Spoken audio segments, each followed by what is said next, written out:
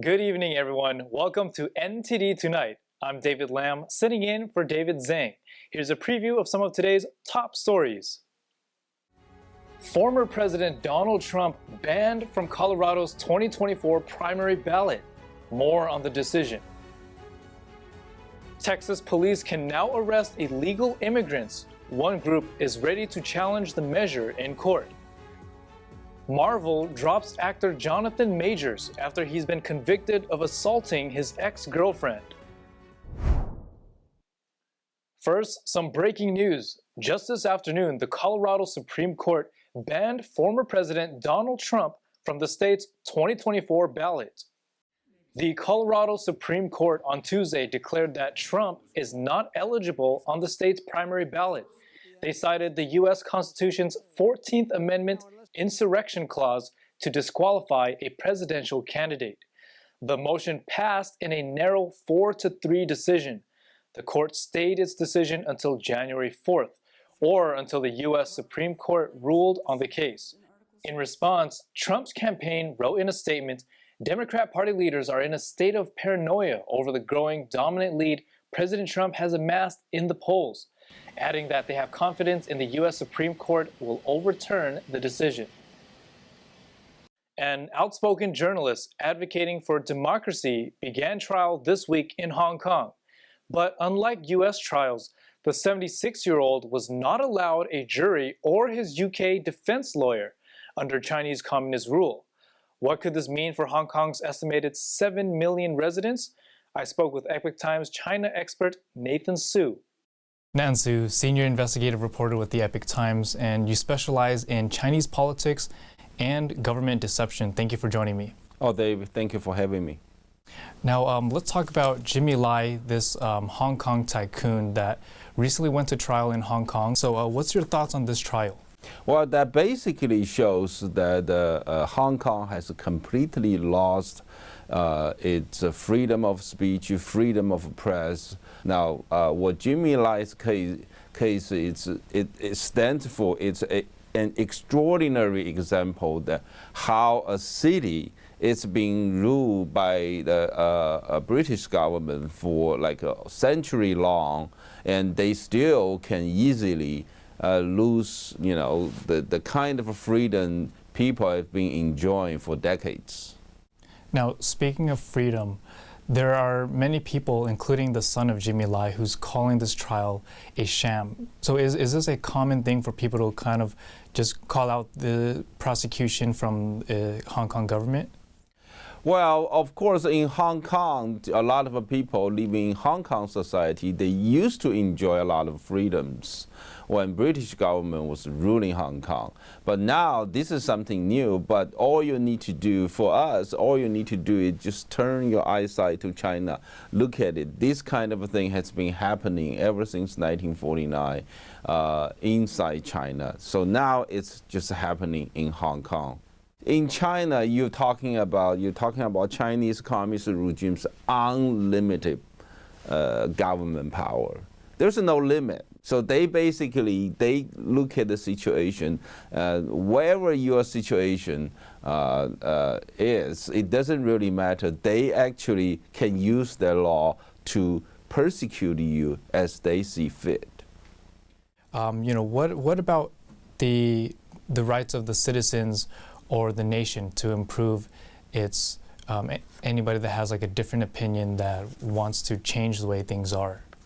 The Chinese people living under the Chinese communist regime, that political system, they don't have any freedom, from, especially when you talk about religious freedom. But if you don't have religious freedom, then you are not pretty much entitled of any other freedom, because you don't even have a freedom to think, right? And that's why a lot of people are looking at this case. So Nan Su, senior investigative reporter with the Epoch Times, thank you for joining me. Oh, thank you for having me. Now let's take a look at other national headlines. Republican Texas Governor Greg Abbott on Monday approved sweeping new powers that allow police to arrest migrants who illegally cross the U.S. border and give local judges authority to order them to leave the country. Senate Bill 4 is now law in the state of Texas. Abbott, surrounded by supporters, arrived to protesters who fear the law will lead to racial profiling. We need to respond with a heart and with a better system. U.S. Border Patrol Chief Jason Owens tells CNN border authorities apprehended about 192,000 migrants between ports of entry last month. Our border has been erased. We have no border any longer. Shortly after Abbott signed the new law, the American Civil Liberties Union of Texas said it would challenge the measure in court. More than 20 congressional Democrats also signed a letter urging the U.S. Justice Department to sue to stop the law. And a funeral today for the first woman to serve on the U.S. Supreme Court, Justice Sandra Day O'Connor. President Joe Biden spoke during the service at the Washington National Cathedral, calling the late justice a trailblazer. I know the anniversaries and the birthdays, the moments big and small, will be hard without them. But as the saying goes, memory is the power to gather roses in winter.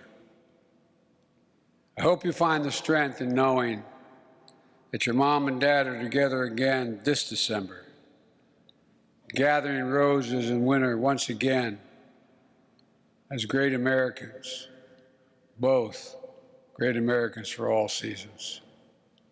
May God bless Sandra Day O'Connor, an American pioneer. O'Connor retired from the High Court in 2006 after more than 2 decades. A graduate of Stanford Law School, she was known for being a moderate conservative during her term on the Supreme Court. Sandra O'Connor died on December 1st. She was 93. Now we turn to the latest updates from the Israel-Hamas war. The United Nations Security Council had plans to vote today on a new resolution calling for a ceasefire, but the vote is again being delayed. This comes as ambassadors failed to come to a consensus and will continue informal consultations and meetings. The draft resolution, sponsored by Arab nations, originally included a call for a cessation of hostilities to allow much-needed aid to enter Gaza, but diplomats changed the language to suspension of hostilities in hopes of gaining American support. The U.S. has previously voted against a ceasefire in the larger UN General Assembly. As one of the 5 permanent members of the UNSC, a U.S. veto means the resolution will not pass. On the ground in Gaza, Israeli Defense Forces continue to keep the pressure on Hamas terrorists. The IDF says most of the tunnels they've found have been located under schools, hospitals, and mosques, and most recently, even under United Nations facilities. A first-of-its-kind database for federal law enforcement officers is being rolled out by the DOJ and Biden administration. We have NTD's Jason Blair to tell us more about the announcement. Jason, so what is this database and what is the purpose behind it? Yeah, this is a new database that the Justice Department announced on Monday. And what it's going to contain is information on both current and past law enforcement officers, containing both their good and bad conduct.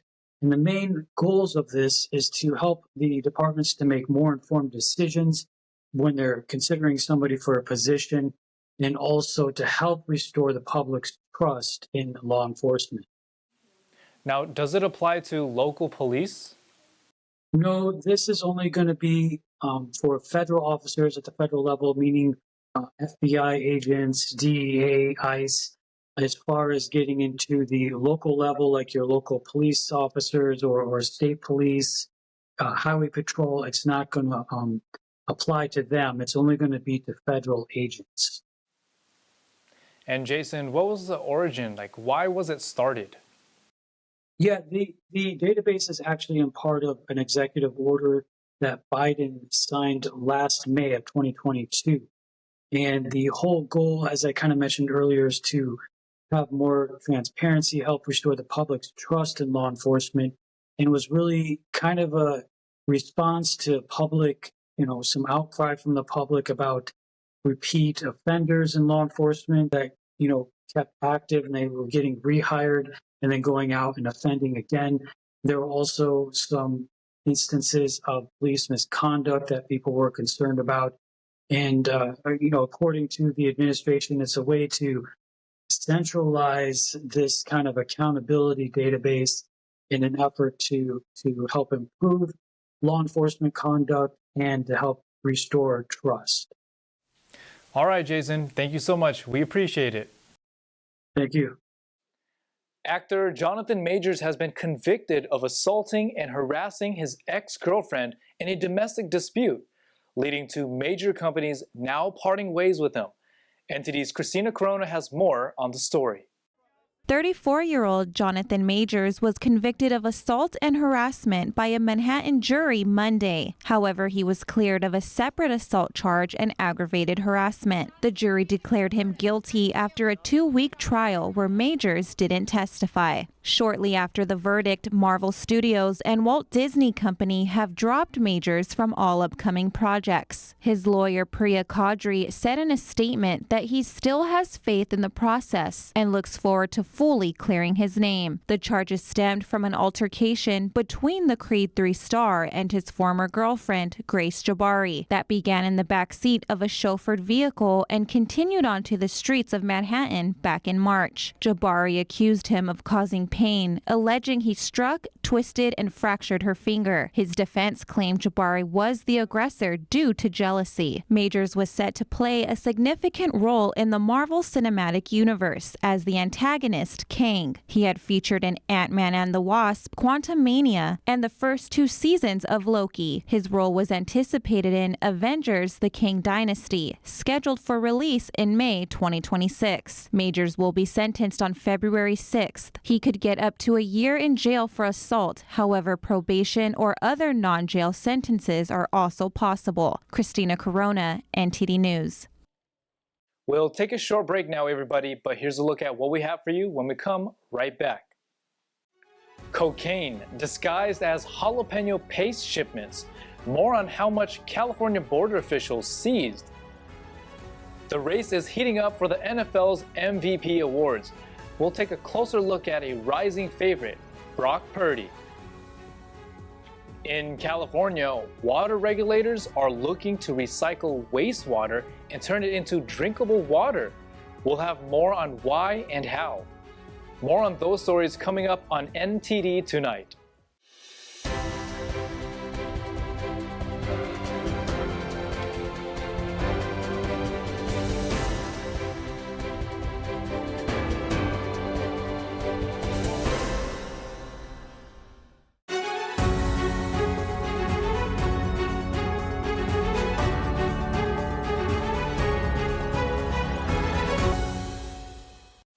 Welcome back to NTD Tonight. I'm your host, David Lamb.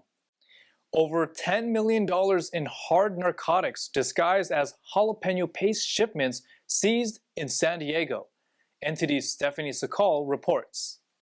A shipment of jalapeno paste in San Diego last week was found to contain over $10 million worth of hard narcotics, including 3,000 pounds of methamphetamine and over 500 pounds of cocaine.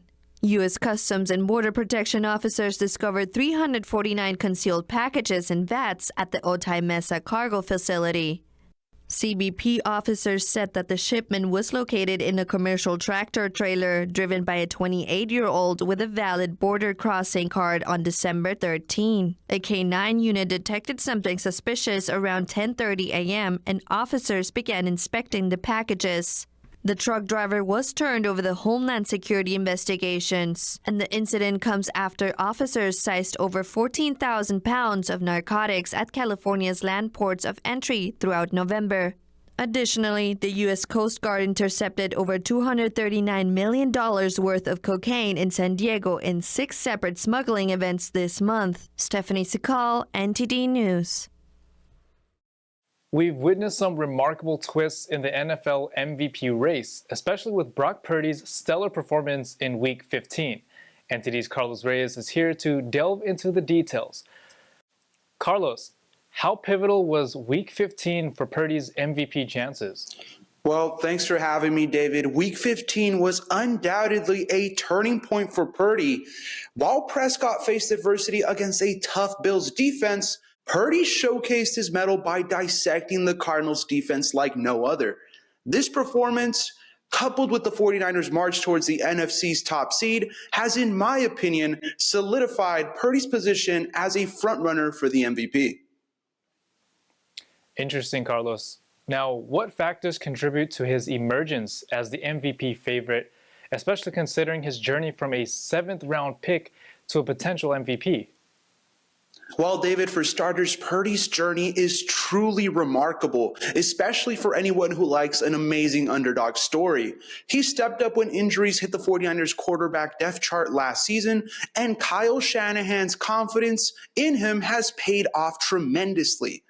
Purdy's constantly pulling off strong performances, particularly in the passer rating department. His passer rating exceeding 120 in 5 out of his last 6 games is not just a statistic, it's a reflection of his growth and impact on the team. That's fantastic. Now, facing the Ravens in Week 16 poses a challenge for Purdy.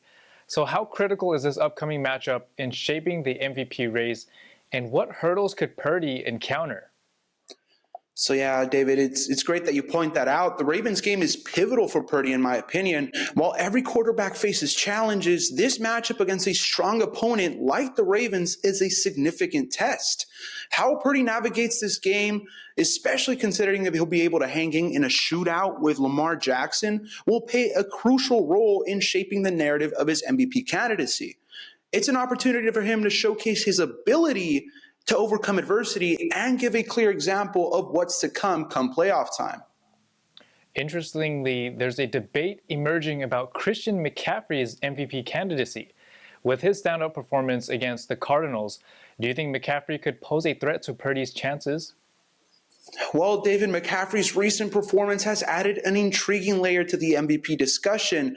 While Purdy is rightfully the favorite, McCaffrey's impact cannot be understated. With 1,801 scrimmage yards and 20 touchdowns through 14 games, he's a force to be reckoned with and easily the most elite running back in the league. Purdy's acknowledgement of McCaffrey's role in the team reflects the depth of talent on the 49ers. If McCaffrey continues to stellar form, especially with Purdy recognizing his contribution, it could create a compelling case for him to challenge Purdy for the MVP title. Carlos, looking ahead, do you think Brock Purdy's limited pass attempts, typically 30 or fewer in each of his last 6 games, could impact him getting MVP, especially as he faces tougher competition in the playoffs? That's a very valid concern, David. While Purdy's efficiency with fewer passer attempts has been impressive, the playoffs bring a different level of competition. If the 49ers face tighter games where they need to rely more on the passing game, it could impact how Purdy is perceived in the MVP race. How he adjusts to potential changes in game dynamics will be a crucial factor as we enter the postseason. Well, Carlos, thank you so much for your insight. We'll continue to monitor the MVP race as the regular season comes to an end. No problem, David. It's always my pleasure. Turning wastewater drinkable. That's what California is hoping to do soon. This comes after years of drought and struggles to provide enough drinking water to the state's nearly 40 million residents. After using a toilet in California, the water can end up in a lot of places: an ice skating rink in Ontario, ski slopes around Lake Tahoe, or farmland in the Central Valley. And coming soon, your kitchen faucet. California regulators will vote Tuesday on new rules to let water agencies recycle wastewater and put it back into the pipes that carry drinking water to homes, schools, and businesses. It's a big step for a state that has struggled for decades to have a reliable source of drinking water for its more than 39 million residents on top of multiple extreme droughts. In San Jose, local officials have opened the Silicon Valley Advanced Water Purification Center for public tours. True, we have a wastewater treatment facility first that makes it very clean, and then we have additional processes to make it to drinking water standards. So there's a whole technology in between the toilet and the taps. Right now, the agency uses the water for things like irrigating parks and playing fields, but they plan to use it for drinking water in the future. California has been using recycled wastewater for decades. The minor league hockey team Ontario Reign has used it to make ice for its rink. Soda Springs Ski Resort has used it to make snow, and farmers use it to water their crops. But it's never been used directly for drinking water. Orange County operates a large water purification system that recycles wastewater and then uses it to refill groundwater aquifers. The water mingles with the groundwater for months before being pumped up and used as drinking water again. The rules would require water agencies to treat it for all pathogens and viruses, even if the pathogens and viruses aren't in the wastewater. Yeah, so there is a very extensive advanced water treatment process, and it goes through 3 stages. So microfiltration, reverse osmosis, and ultraviolet light disinfection, and the water is pure water at the end. Because it can be costly and time-consuming to build these treatment facilities, they will likely only be an option for bigger, well-funded cities. That includes San Diego, where city officials have planned to build a water recycling program that they say will account for nearly half of the city's water by 2035. The rules also require water agencies to build public support by telling customers about the recycled water before starting any projects. California would be just the 2nd state to allow this, following Colorado. Just this afternoon, California regulators approved the new rules. Water agencies are now allowed to recycle wastewater for drinking water. That's all we've got for you tonight. We'd like you to join us again on NTD Tonight every weekday at 9 p.m. I'm David Lamb, sitting in for David Zane. Have a wonderful evening.